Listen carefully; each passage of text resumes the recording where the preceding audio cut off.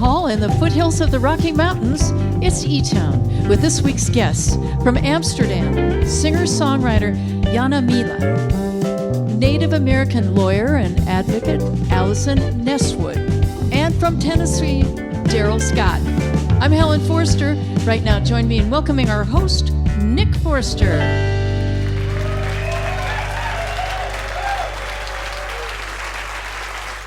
Thanks, everybody. Thank you, Helen. Welcome to eTown Hall. We have a great combination of visitors to eTown this week. They represent a pretty broad geographic variety, too. They're coming from Amsterdam, from the Navajo Nation, and Nashville right in the middle. And like all of us, all our guests this week are trying to do the best they can to figure out what's going on in this particular moment in time and looking at it through the lens of their skills and their interests. Allison Nesswood is here.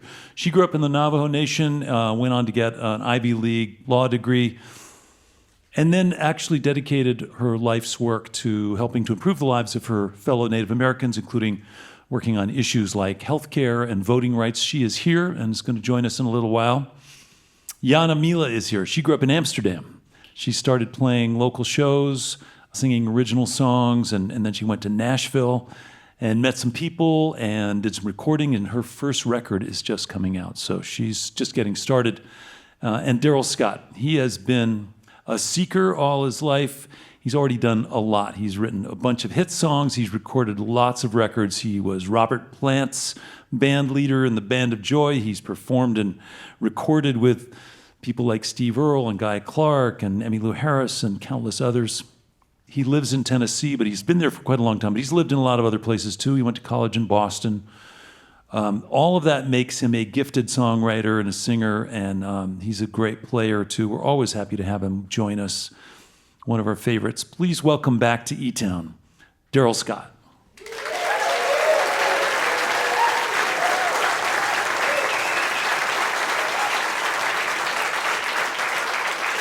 Thank you so much.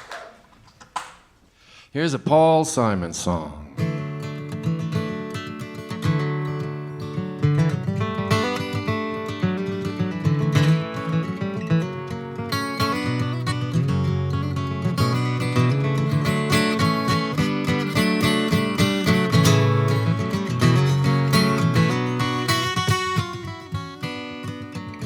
Many's a time I've been mistaken, and many a time confused.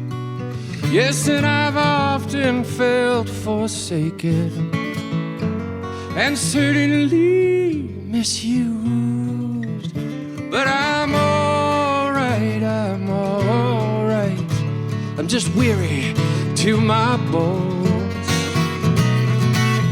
Still, you don't expect to be bright and born before so far away from home, so far away from home.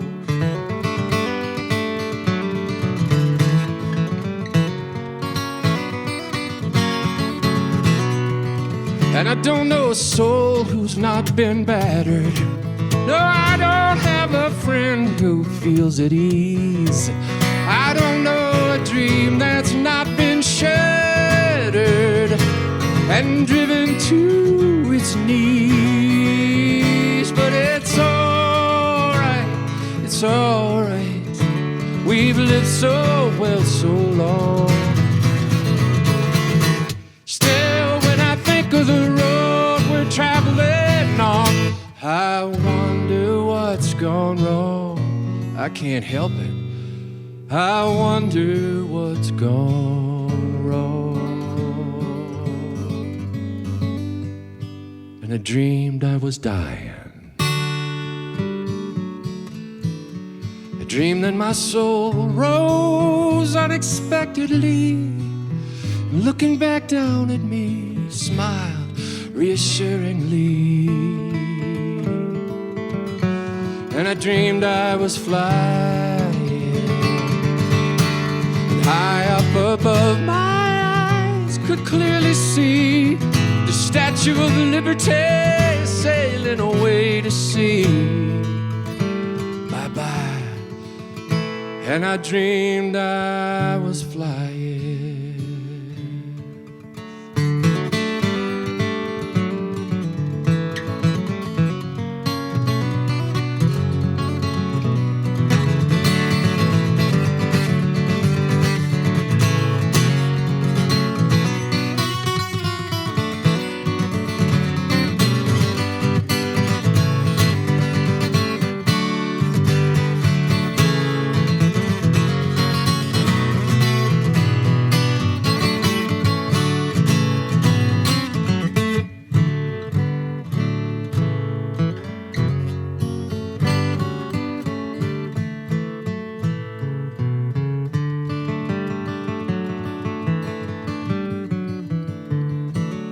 And we come on a ship they call the Mayflower. We come on a ship that sails the moon. We come in the age's most uncertain hour, and we sing an American tune.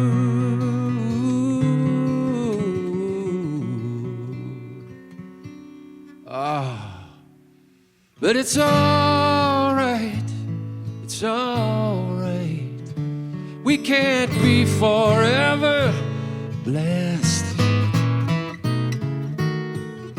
And still tomorrow's gonna be another working day, and I'm trying to get some rest. That's all I'm trying, to get some rest.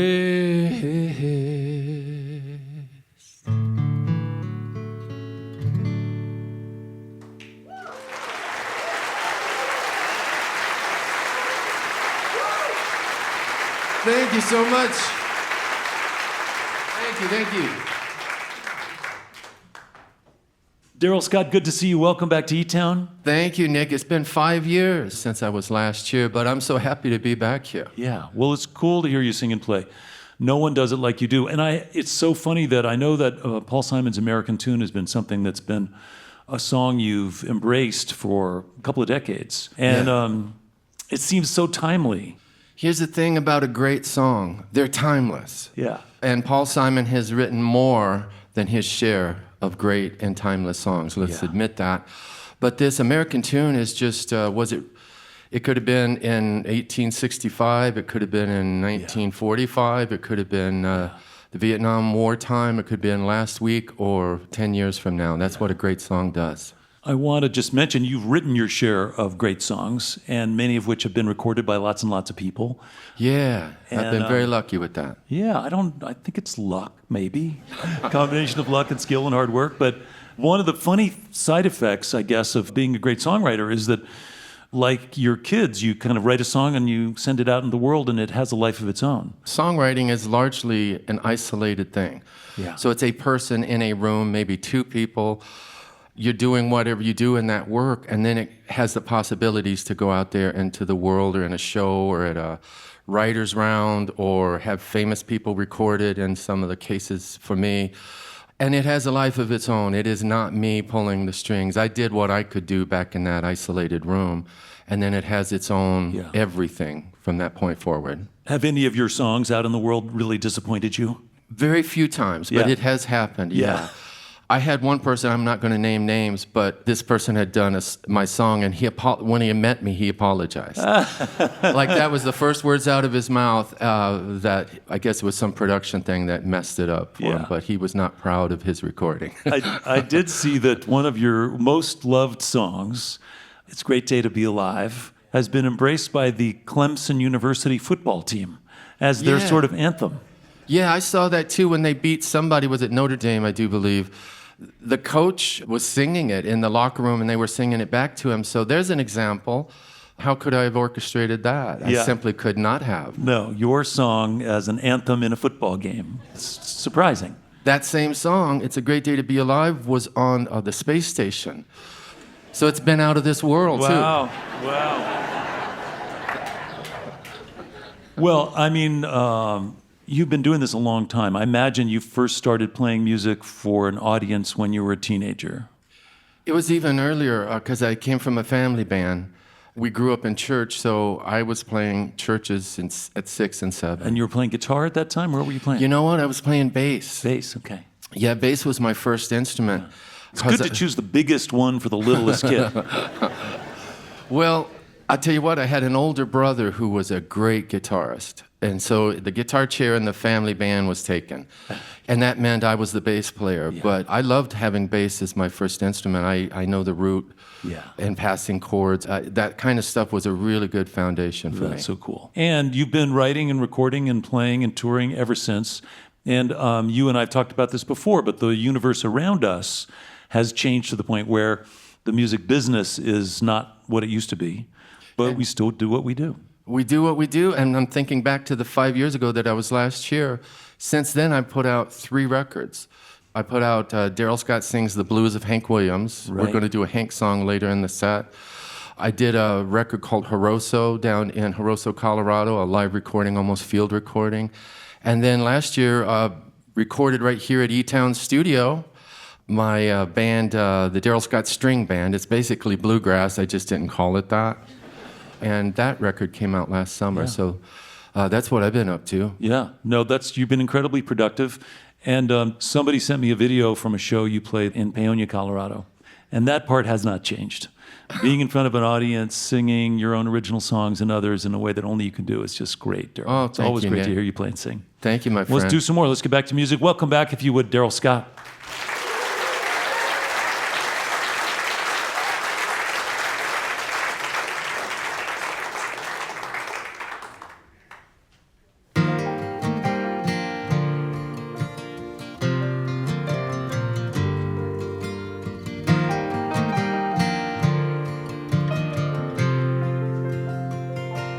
Well, I walk myself to Grady's, just like I often do, where the beer is 50 cents a glass, and the jukebox free till noon.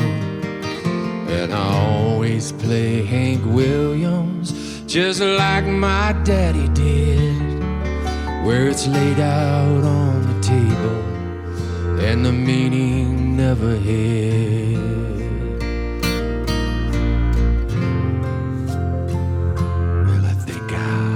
Take me down to Shelbyville if I could hustle up the fare.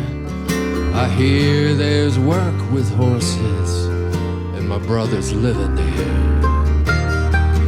And we'll go out for the evening, but his wife won't let me stay. He'll do just what she asks him. He's always been that way.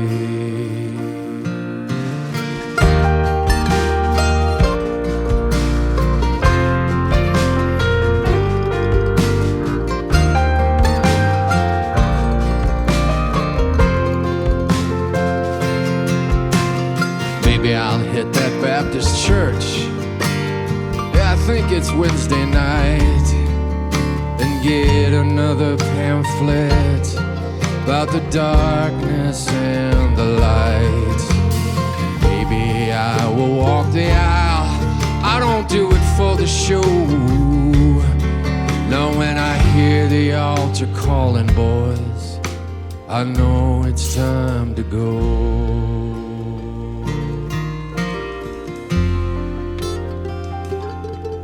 I'm old and near forgotten. Save the neighbor with the meals. Death lays waiting in the shadows. That's the way he deals. But I close my eyes and kiss her, and she's close enough to feel. We're driving to Montgomery, one hand upon the wheel.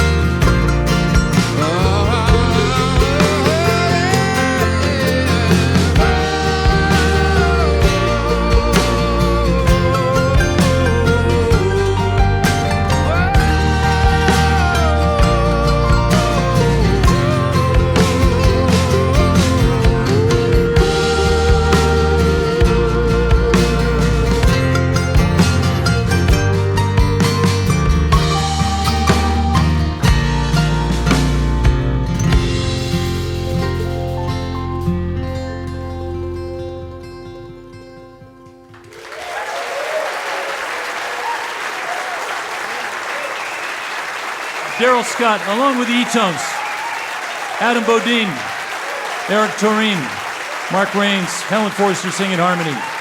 Darrell's going to be back later in the show. Play some more music. Your visit to eTown is made possible in part by the Bohemian Foundation, building stronger communities through the bohemian qualities of creativity and imagination. On the web at bohemianfoundation.org. You're listening to eTown.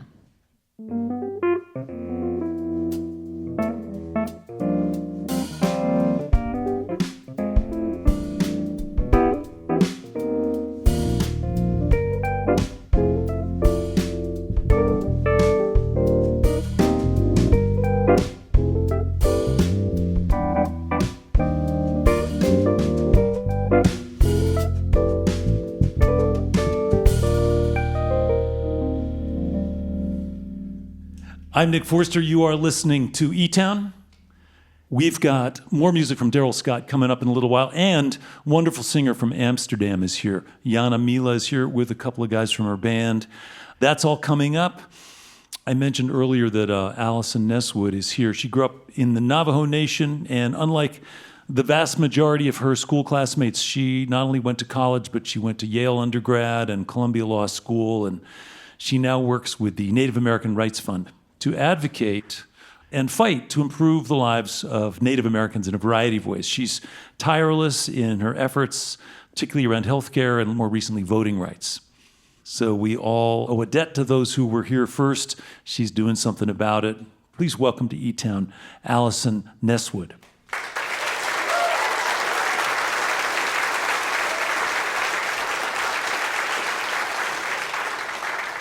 Welcome, Allison.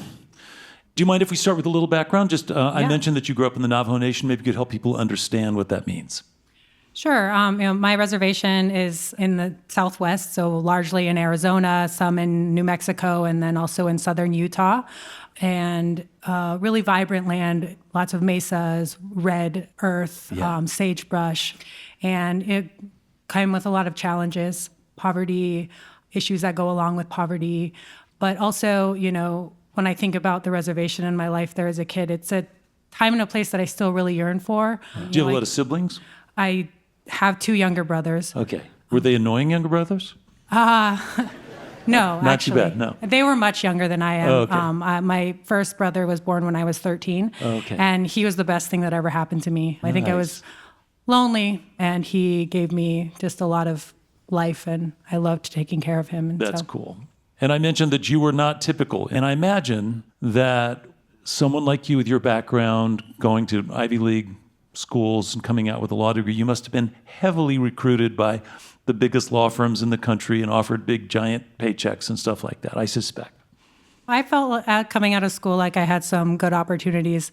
And I was really grateful for what that afforded. But you decided to focus your time and energies with the Native American Rights Fund and really give back in ways that made sense to you. The reason I went to law school was to give back to my community. So it was the right fit. I did public interest policy work before starting at NARF, and then was really grateful to be able to make the switch to work more directly for Native people and Native rights. And let's just mention NARF, Native American Rights Fund, is a nonprofit. It's basically a law firm that works on behalf of Native American issues. It's been around a while. NARF was founded in 1970. The founders, including Jana, who's still our executive director, around that time it was the civil rights movement, and they saw that the African American community had lawyers, like at the NAACP, and they wanted to create NARF to be sort of the same thing for Native people. And you found when you entered that arena and you started advocating, you started on healthcare and voting rights. Well, I did healthcare before NARF. Oh, before NARF, okay. And then when I moved to NARF is when I really started focusing on Native American voting rights. Yeah. And so Native American voting rights, I think it's important for people to understand, those voting rights didn't exist until middle of the 20th century, right?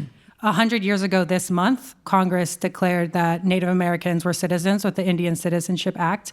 But decades after that, states were still saying that Native Americans were incompetent to vote, or they could only vote if they completely disclaimed their tribal identity. And so the last state laws that provided those type of exclusions lasted all the way into the 1940s and 1950s. And then even after that, states used literacy tests and other mechanisms like that to continue to deny people the right to vote. So Native people really didn't have a meaningful way to enforce their voting rights until the Voting Rights Act passed in 1965 and amendments were passed in 1975. So a lot of our, seniors in our community remember the time when they were pushed away and excluded. And it's happening again, as I understand it, in Arizona, which is one of the homes of the alleged voter fraud, that they are trying to remove ballot boxes and take access to voting away from particularly Native people. Yeah. And that's really why NARF does voting rights work for Native Americans, is because as citizens, as Americans, our power partially comes from our ability to vote and to hold our elected leaders accountable. And Native Americans deserve that, right? Elected leaders are affecting our rights and our well-being every day in our communities, whether we live on reservation or off. And so we deserve to have a say. We deserve representation that understands us to be their constituents and that understands our needs and our priorities and values. And so that's really why NARF focuses on voting rights, even with all our other priorities around tribal sovereignty and water rights and land rights and all of the other things that we do in partnership with tribal nations. Well, it's impressive that there is an organization like NARF. It's impressive that you chose to work there and focus on these issues of basically helping Native populations not continue to be disenfranchised and denied their access to participate in democracy. And if people want to learn more, what's the easiest way to figure out? NARF broadly, just narf.org. For our NAR. voting rights work, vote.narf.org. Cool. Well, Allison, thanks so much for joining us. Thanks for the work you're doing. Congratulations. Good luck. I know it's a struggle, but I know you're going to be good at it. Thank you. Yeah, thanks so much. Allison Nesswood from NARF, the Native American Rights Fund. You can find more at narf.org.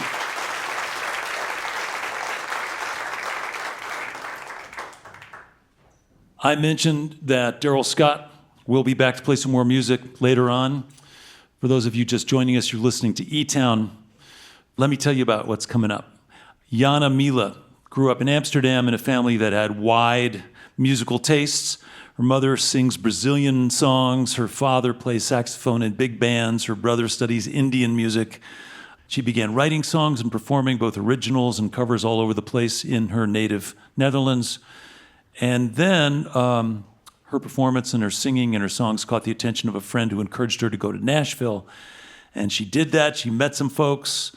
One of the people she met was a guy named Todd Lombardo, who ended up recording the songs that make up her debut album, which just is coming out now. And we're excited. She's a wonderful singer and songwriter, and we're just meeting her. She's just getting started. Please help me welcome, for her first visit to eTown, Jana Mila.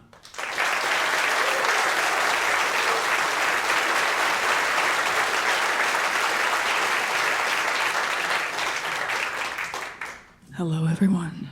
I'm very happy to be here. Major thanks to Nick and Helen for having me, and I'm excited to play for you all. This song I wrote when I was 16.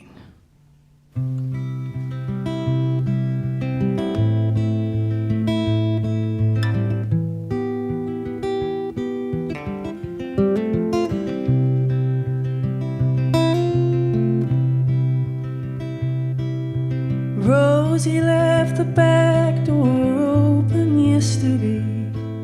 She didn't even leave a note before she took the train.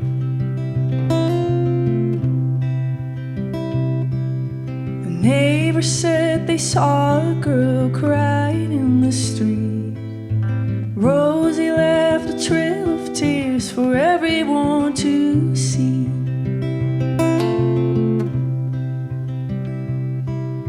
Sorry, little Rose, we should have helped you long ago. Should have listened when you said you felt like you didn't belong. But now Mother has been staring all night at the kitchen floor.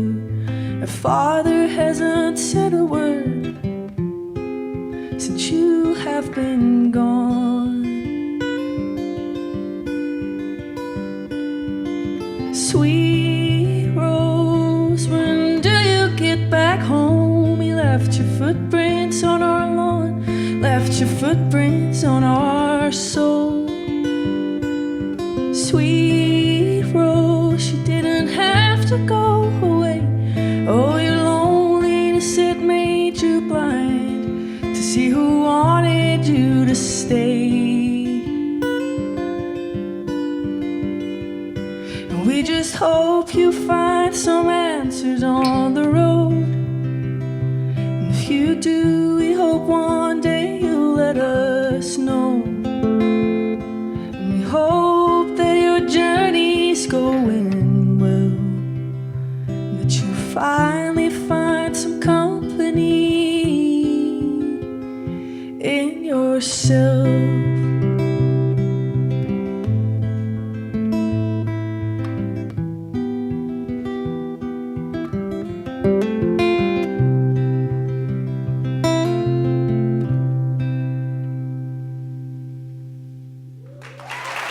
Thank you. Thank you so much.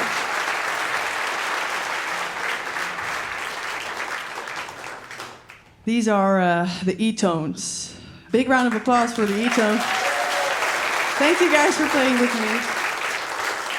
And if I didn't introduce them yet, this is Gerben van der Moren, or Jerry, I say in English, easier, and Matthijs van Duivenbode, but I call him Dove.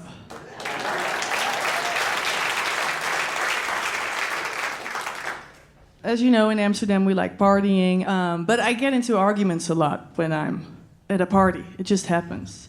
And that's what this song is about.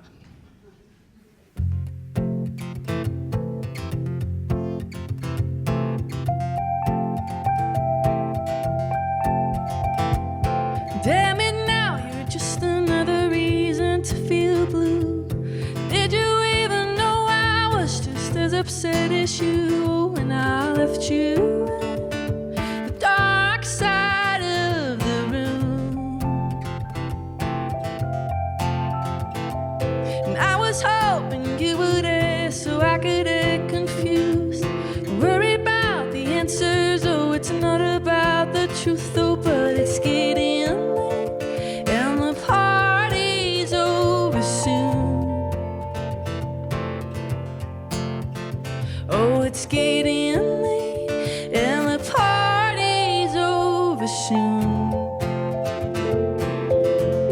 I wasn't gonna cry, I wasn't gonna scream, I wasn't gonna fight, I wasn't gonna make a scene. And I'm sorry if you're bruised, 'cause I'm messing with your pride. But it's all because you're running from the rough and in the skies.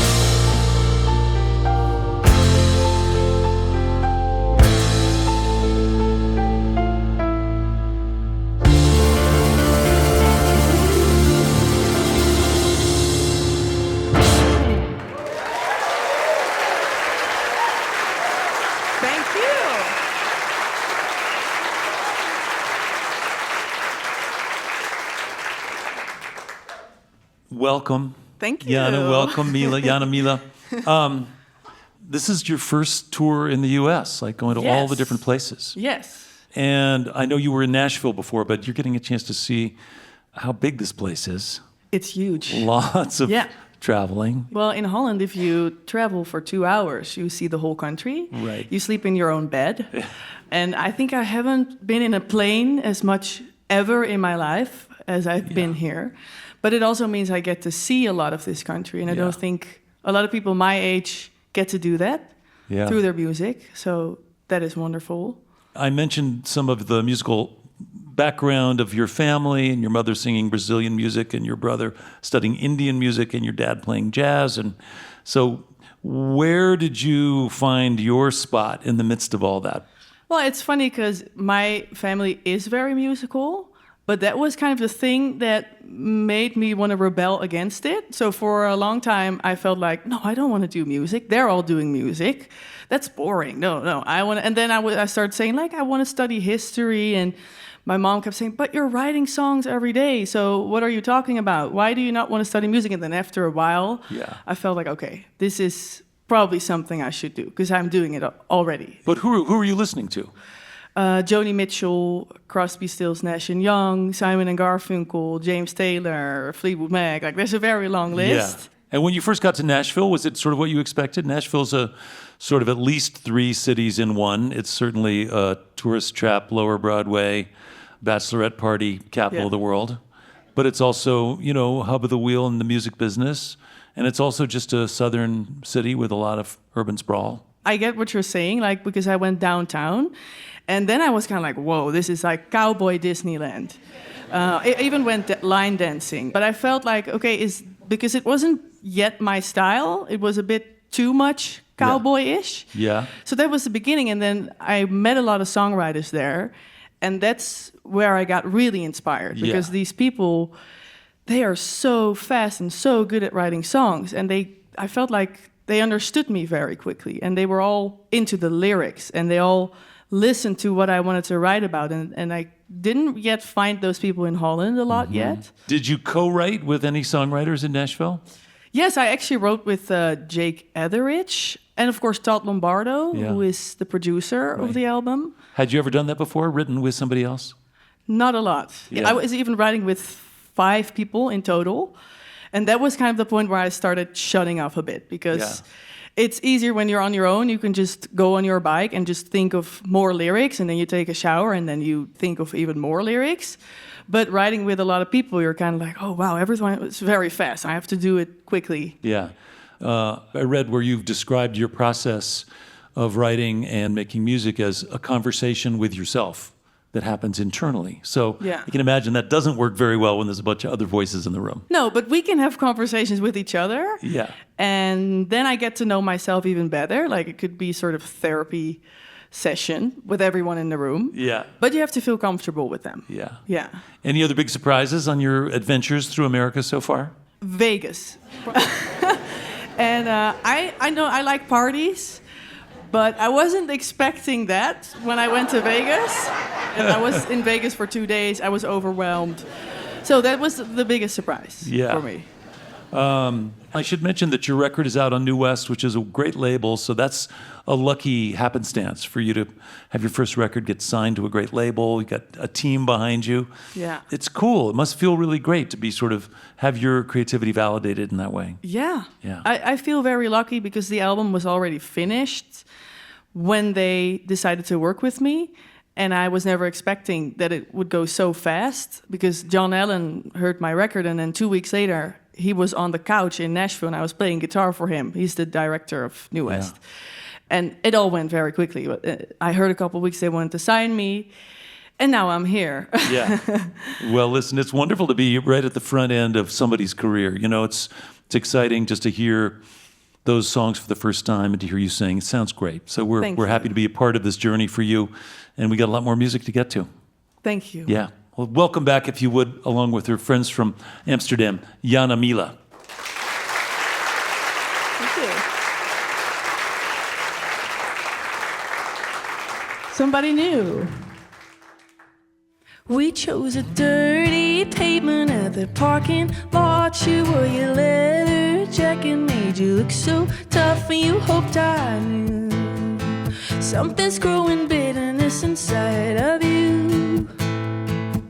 We spent an hour drinking in the burning sun. You had your words already like a loaded gun, and you got me to listen to the bitterness inside of you. You said if you've been longing for somebody new, oh well, 'cause lately I've been thinking that you do. Somebody stole your bike, I had to bring you home. You'd rather skip the night than face it on your own. You couldn't hide everything that you've been dragging in your mind. You said if you've been longing for somebody new, oh well, 'cause lately I've been thinking that you do. Lately,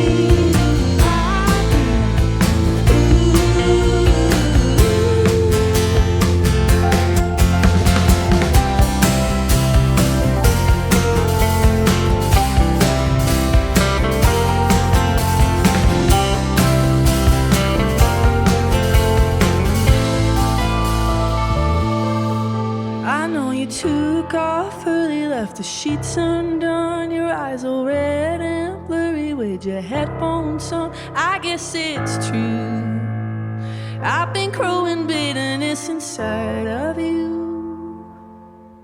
You said if you've been longing for somebody new, oh well, 'cause lately I've been thinking that you do.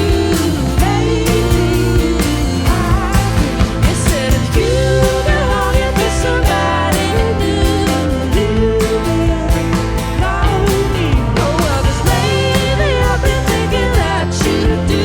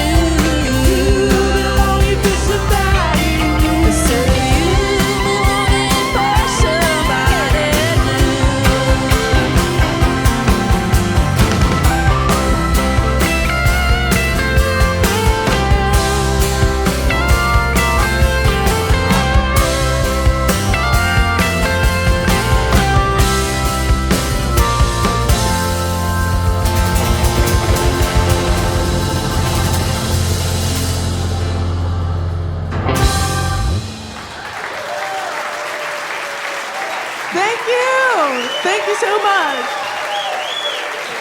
Jana Mila from Amsterdam, Thank you. along with Matthias van Davenbode. And on the other guitar, Herben van der Moren. Along with the eTones, Adam Bodine, Eric Tureen, Mark Rains, Jana Mila. You can hear more about her. Your visit to eTown is made possible in part by the Scientific and Cultural Facilities District, or SCFD, one of the largest cultural funding mechanisms in the United States, supporting nearly 300 organizations in the greater Denver, Colorado area. Hey, by the way, I want to take this opportunity to remind you that for your viewing pleasure, there are over 2,000 videos on the eTown YouTube channel, where you can also subscribe in order to stay up to date with our past and present video offerings. You're listening to eTown.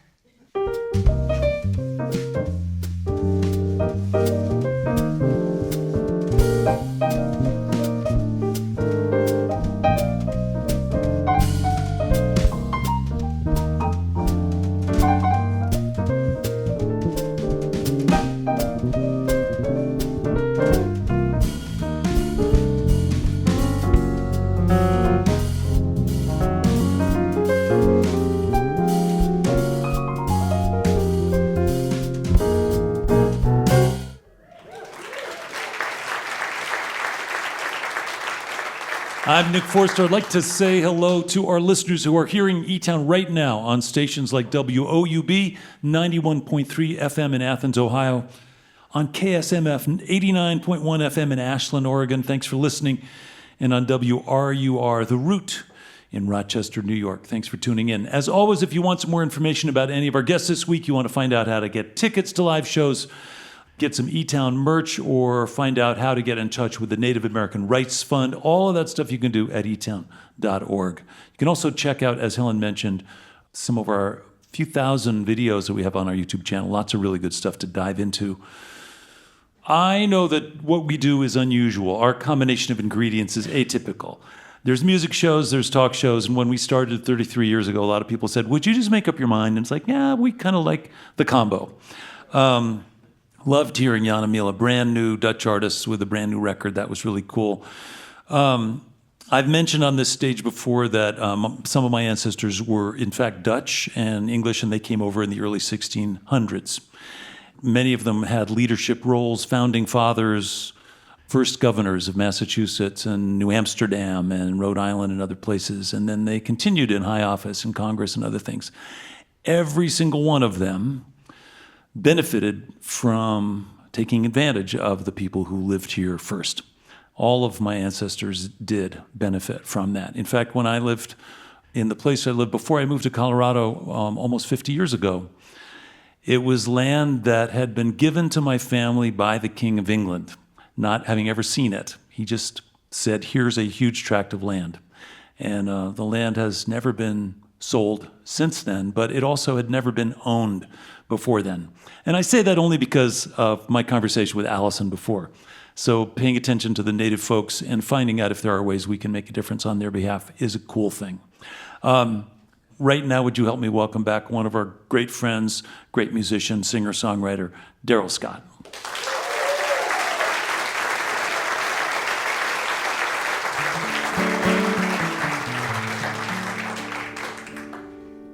So here's a song where we recorded downstairs here at eTown with my string band. And this was a song that we had on that record. We're going to get Helen to join us out here on vocals. Nick's going to be on that electric guitar and the eTown band. And to do this song for you called The World Is Too Much With Me. And I may ask you to sing along at the end. Beware.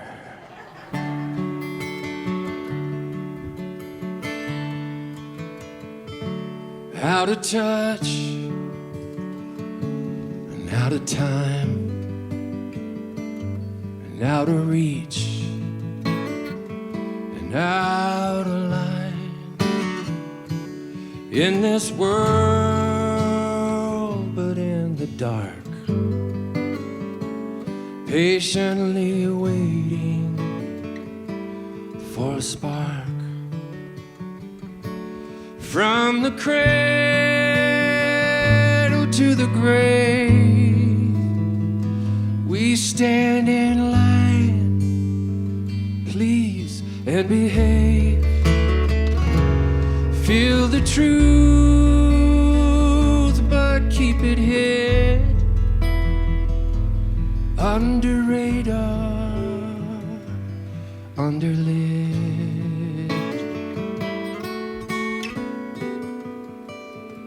So I bring my best, and I brave the cold, live from my heart till it all me is old. I dream in sleep, but it's gone at wake. The world comes in to take and take and take. Fit to work, not fit to change, not fit to fit or rearrange.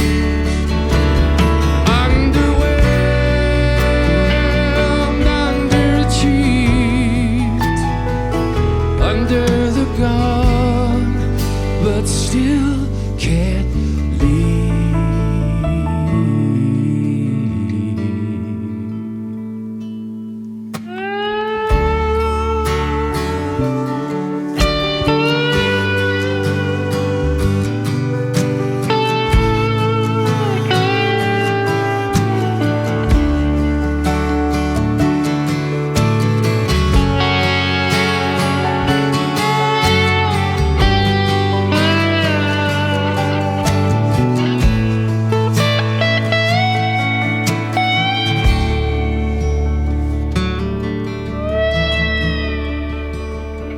So let's stay the course and let's wait it out. This too shall pass. There is no doubt, but no such tricks will work today. It's Ship of Fools, Inauguration Day. Oh, the world is too much with me. The world too much with me. Too much today.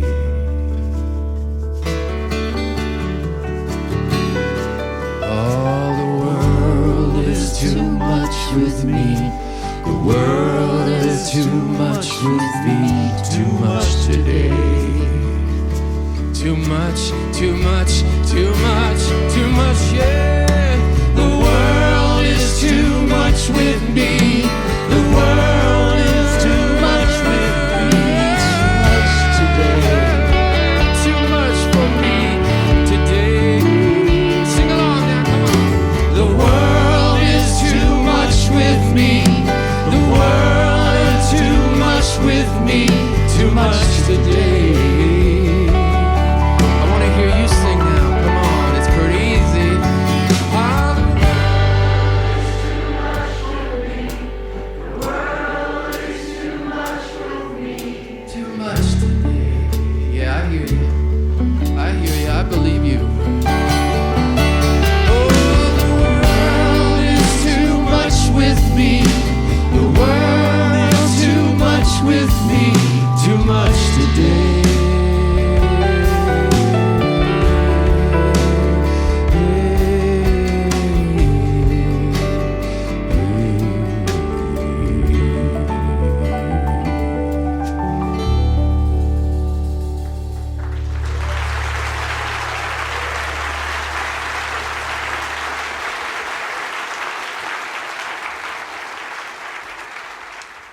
This is a song that I learned from the Hank Williams catalog right here.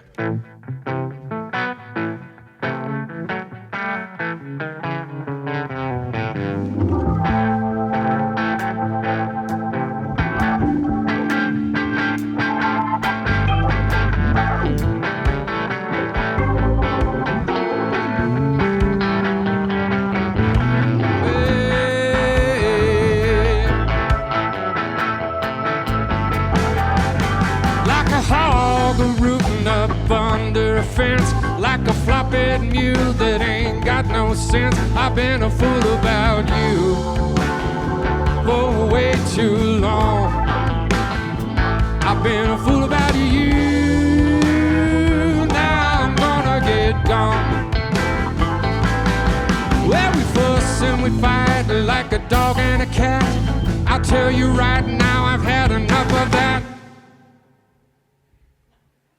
I've been a fool about you for way too long. I've been a fool about you. Now I'm gonna get gone. Get gone now.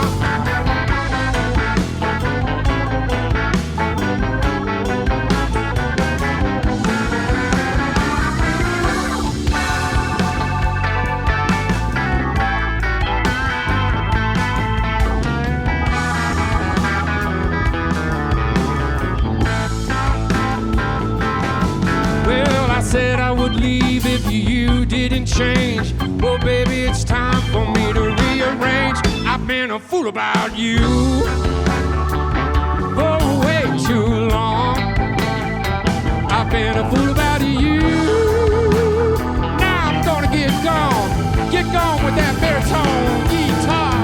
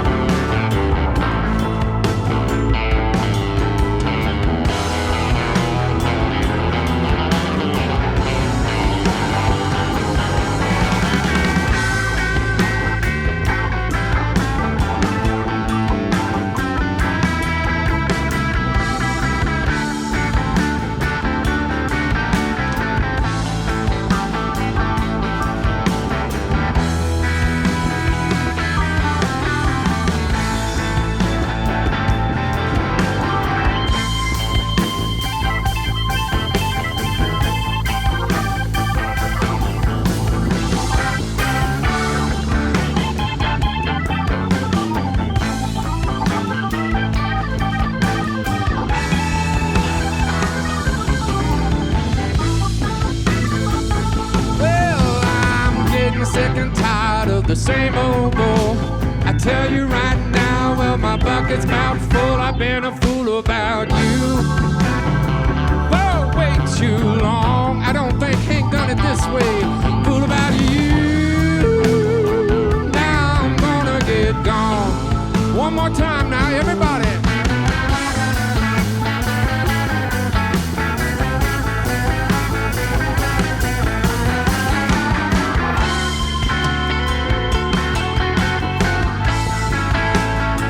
I've been a fool about you.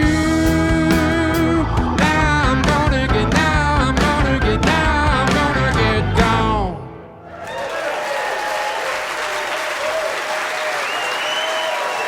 That's Darrell Scott. Along with eTones, Mark Rains on the drums, Eric Turina on the bass, Adam Bodine on the keys. Helen was singing back up earlier. So strong, so good. We have time for one more song. We're going to get everybody out on stage for one more number. I want to thank all our guests this week. Special thanks to Darrell Scott for coming all the way from Tennessee. Thanks to the eTones, to Helen Forster. Thanks to Allison Neswick from the Native American Rights Fund, doing good work on behalf of that community and us as well. Thanks to Jana Mila coming all the way from Amsterdam, along with her friends and bandmates, Jerry and Dove. We started with a Paul Simon song, and we're going to end with one as well. I'm Nick Forster. Hope you can be with us next week right here in eTown.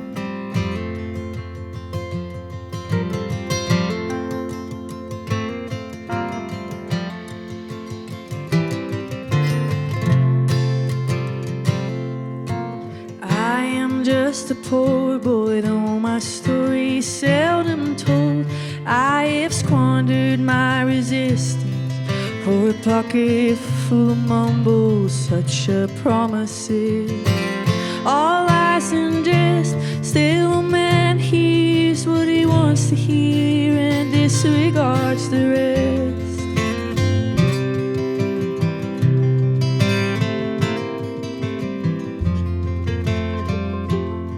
When I left my home and my family, I was no more than a boy in the company of strangers, in the quiet of the railway station, running scared, laying low, seeking out the poor quarters where the ragged people go, looking for the places only they would know.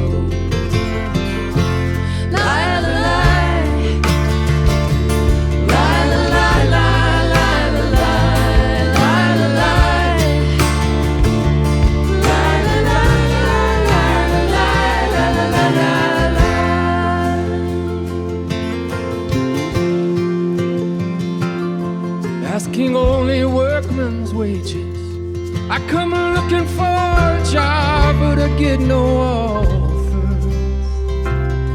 No, just to come on from the horizon 7th Avenue. I do declare there were times when I was so lonesome I took some comfort there.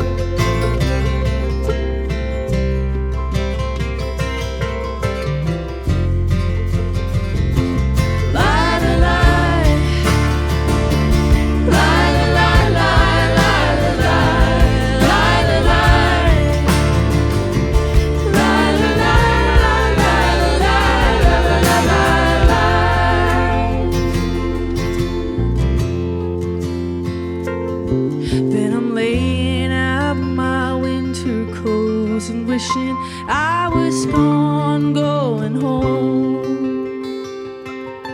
where the New York City winters are and bleeding me, going home.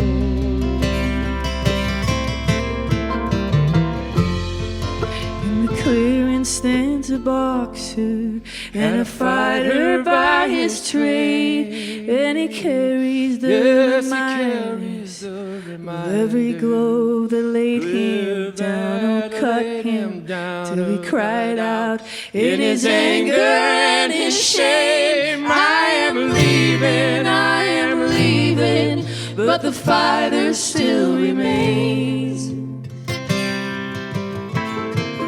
Yes, the fighter still remains.